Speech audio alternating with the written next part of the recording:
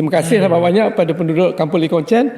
Tanpa gagal jemput saya, hakikat dia kena jalan. Maknanya mereka bukan setinggan. Saya nak tanya isu dekat Lee Kong Chian. Kampung Lee Kong Chian. Kampung Lee Kong Chian. Okey. Saya nak tahu apa yang jadi dekat situ. Kampung Lee Kong Chian ni, ni sejarah ni. Masa tu Rin tak ada, Able tak ada dekat dunia ni. Sejarah dia, maknanya lama dah. YB ada lah.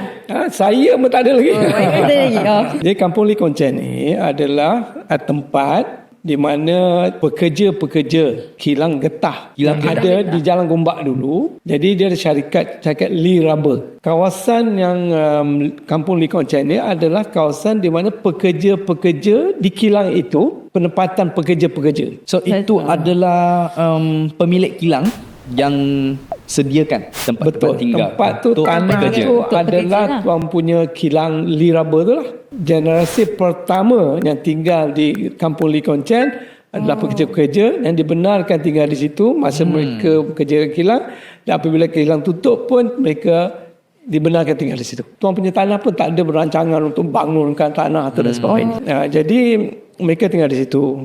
Bermula daripada tahun 1930 lagi. Dekat dah 100 tahun. Tak sampai 100 lebih. tahun. Yalah, dah lama 96 tahun tu. Dah berketurunan. 96 tahun tu jadi sampai ke generasi yang ketiga, keempat. Ada yang sampai keempat. Dan dalam masa yang sama juga yang ada di Kampung Lee Kong Chian itu, jadi ada yang tuan punya yang bina rumah di atas tanah syarikat tadi tu. Kan? Dia ada rumah kat situ. Dia sewa rumah dia. Maknanya ada yang tinggal di Kampung Lee Kong Chian sekarang adalah penyewa. Penyewa. Jadi faham. Hakikat dia ada generasi yang pertama, kedua, ketiga, penyewa. Tuan punya rumah tu dah pindah tempat lain dah. Jadi apabila kilang tu tutup, sekarang syarikat Lee Rubber sekarang ni berpusat di Singapura. Jadi pemaju Malaysia ni berjumpa dengan tuan punya tanah di Singapura, mereka bincang dan sebagainya.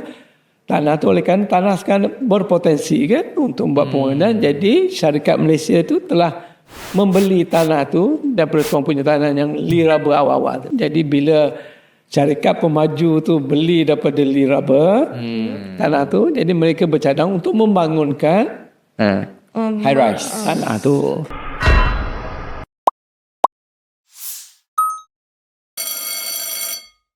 Test.